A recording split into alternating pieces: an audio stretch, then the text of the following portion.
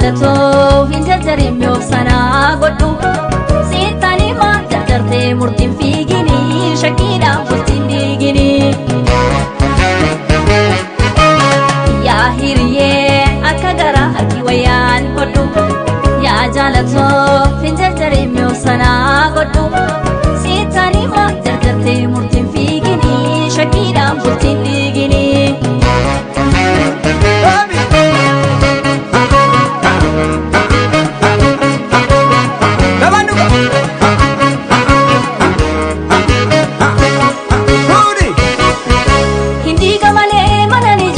Shakina sinamana kake mana shakka kalbi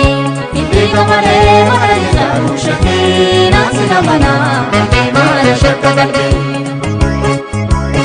Me hubaddu angallon ke barnama dhugaaf tuutu Meeqa hubaddu reefya karte fardarra nama muutu Me hubaddu angallon ke barnama dhugaaf tuutu Meeqa hubaddu reefya karte fardarra nama muutu Waregamu gomorra barate Mena lali warra gadaan bulu hayyurraan dhalate Laali laali karadeen tumiti sabboontu dhamale Mena lali warra sammuu beeku Oromoon nadhale Qomoodhaaf qomoo waamala Hidiigiin godoo jaalala Koonneen dhugaadhaan bultii kan kee waa wallaala murtii Amma muudheerattu karaan Abdi muratu ko garan Obsene ega murti bara Hina bersin dupi dara Tobi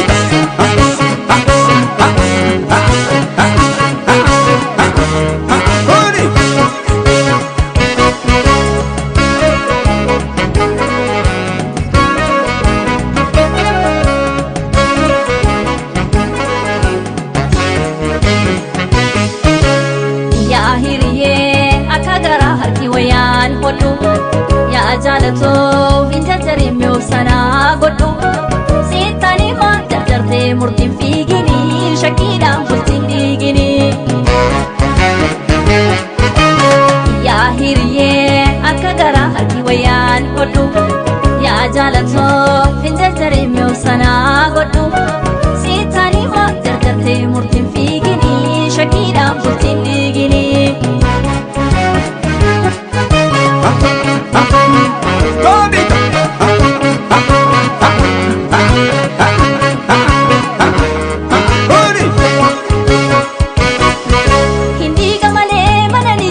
Shakina sinamana kake mana shakka kalbi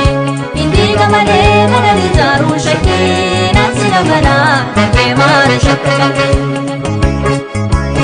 Me hubaddu angallon ke barnama dhugaaf tuutu Meeqa hubaddu reefya fartee fardarra nama muutu Me hubaddu angallon ke barnama dhugaaf tuutu Meeqa hubaddu reefya fartee fardarra nama muutu Dhugaaf wareegamu gomorra barate Meena laali warra gadaan bulu hayyurraan dhalate Laali laali karaa deemtu miti sabboontu dhamale Meena laali warra sammuu beeku Oromoon nadhale